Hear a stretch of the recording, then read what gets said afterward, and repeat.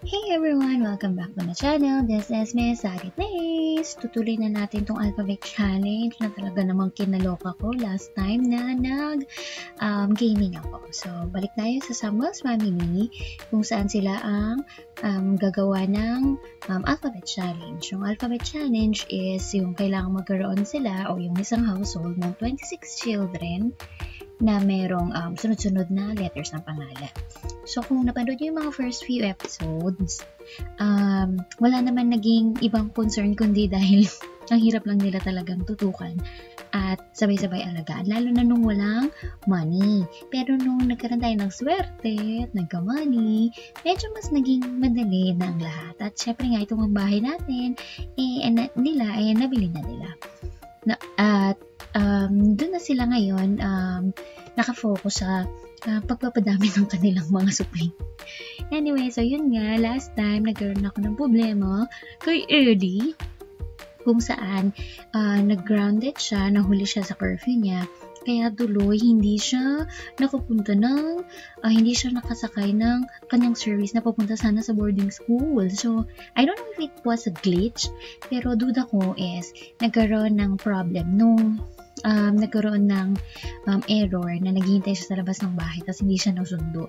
So, napagalitan siya, nag-grounded siya dahil doon sa error na yon, kaya tuloy hindi siya makaalis. At ngayon, pinaproblema ko tuloy kung paano ko pag-aaralin si Ellie kasi nga, ang hirap niyang, hindi ko siya makancel sa boarding school at hindi ko rin siya i-re-enroll sana ulit. So, sa video na to, susubukan kong gawa ng paraan kung paano mapapa-enroll ulit si Ellie. So, in the meantime, dito muna siya kasama ng mga kapatid niya at kasama pa ng iba nilang mga kapatid. So far, meron na tayong ilang children na nga ba? Okay, so sa aking record, meron na silang around 15 children. Ang last nila ay si Navi at si Ocean. Pero ito, gagawa ulit tayo ng bago. Again, may multiple births na traits si Melody at Christopher.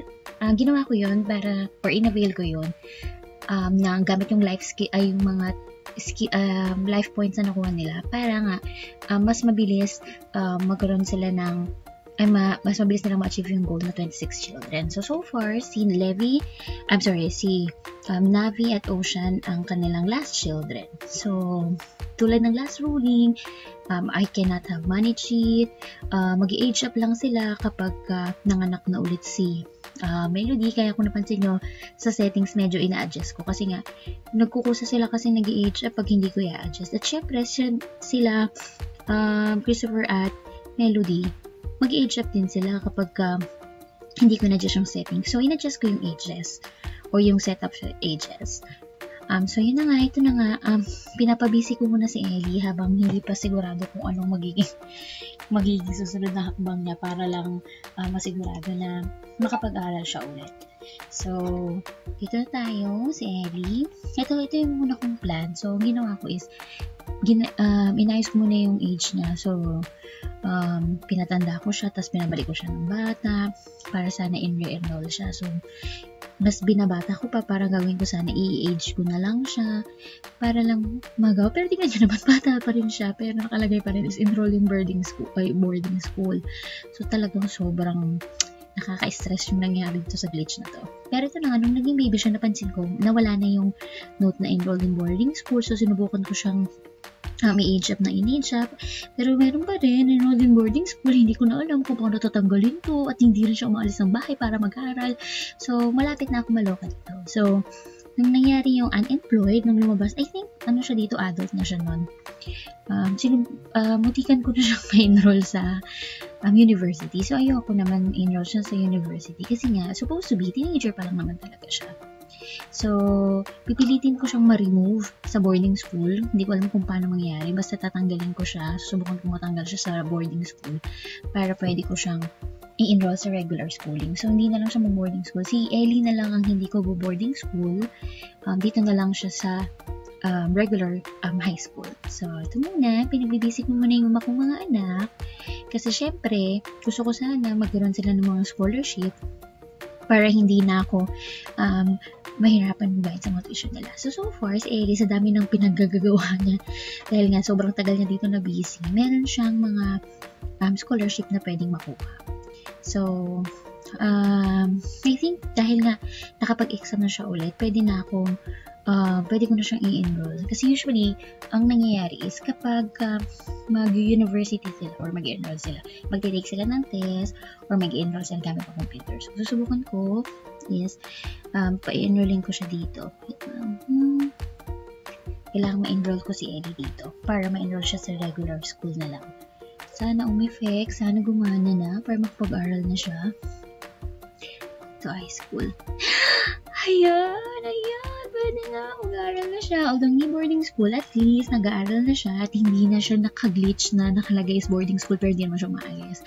So, yun na-enroll na siya. Yung iba kong mga anak, sila, Finley nakaalis na, si Gab, si Heaven, siya kasi Irie, yung triplets ko, mag-boarding house na din to.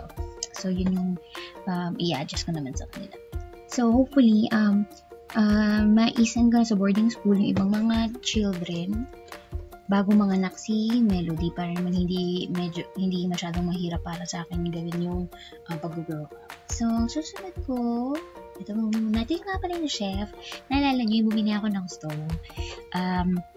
Para hindi na rin sila nag-add ng luto kasi nung mga time na ang dami nilang children, nagsabay multiple births. Sobrang dami nilang children, hindi na nakakakain ng maayos yung mga kids. Kasi lahat ng adults nagbabantay sa mga little children. Kahit anong hire ko ng babysitter, tapos yung butler namin, halos din na nakakatulog kasi ang dami ng little children at toddler na inaalagaan. Hindi na tuloy makakain ng maayos yung iba. So, nagiging problema yung kapag mag-cook sila tapos mag-school. So,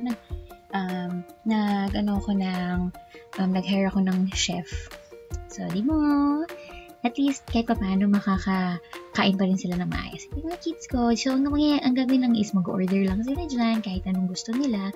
Lutuin ng chef. Ang chef yata is hanggang evening, parang 11 to 6 yata yung schedule na nabigay ko. Para at least kapag gusto nilang kumain ng dinner, meron pa magluluto. Tapos kung sakali na late silang nagising, at least meron na silang pwedeng makain pa. Ayan. So, hopefully, mga anak na si Melody, at habang di pa siya nanganak, ligpit ko muna itong mga books. Baka sakaling yung mga anak ko ay gusto magbasa ng mga books, at saka para di makalat yung kanilang mga gamit dito. Ayan. Nakakatawa kasi pati assignments nila na dito sa bag. Ay, ito na, mga anak na si Melody. Saan yung asawa ko? Ay, may asawa ni Melody, si Christopher. Yan. Ilan kaya anak nila?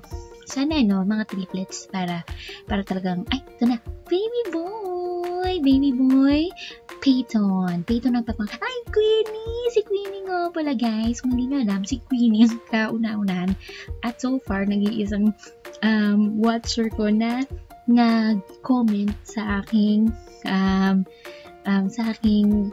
channel. So, shout out sa'yo, baby Queenie, thank you so much. So, baby girl nga, Queenie! So, congratulations! Mali pa yata yung spelling. Mali pa pala yung spelling na nailagay ko. Ngayon ko lang napansin habang ine-edit ko to. Queenie! Congrats! Alam mo, perfect talaga for you. Kasi tinadhana na talagang panoorin itong channel ko para maipangalan sa yung susunod ng mga nakabataan. Dahil, ibig sabihin nun is, ikaw talaga nakatadhan ng maging katukayo nitong aking ng sings dito. So, thank you so much for watching, Queenie. At sana maging happy ka. Sana pinapanood mo pa rin yung mga series ko at mapansin mo pa rin na pinangalan ko sa yung isa. Pang ilang anak ka nga? Naku, titignan ko nga ulit sa ko. Pang ilang ba si Queenie? Si Queenie ay pang 17 na anak. Okay, so sabihin na lang natin lucky number 17. Kunyari favorite mo na lang yun. Pero anyways, thank you so much again, Queenie. So, ito na nga. Ay, napansin nyo? Tinamaan yung isang kong hinakay. Hindi ko nga sino ba itong... Ayan, ito yata. Isang tinamaan ng kidlat. So, ganun yung nangyayari. Pag tinamaan ng kidlat, ang nangyayari is para silang nabuburn. Pero pwede namang mawala ulit yun. Basta maligo lang sila. Okay, so grow up ko na yung mga children ko. So may twins na naman ako. Tapos twins nung nakaraan. Sila Peyton and Queenie. Ay, sila Navi at Ocean. I like the name na Ocean. Cute-cute lang. Sila tsaka sila Moon. Sino na susunod na lalaki? Sila Gab na yata ang ibo-boarding school ko. Oo, diba?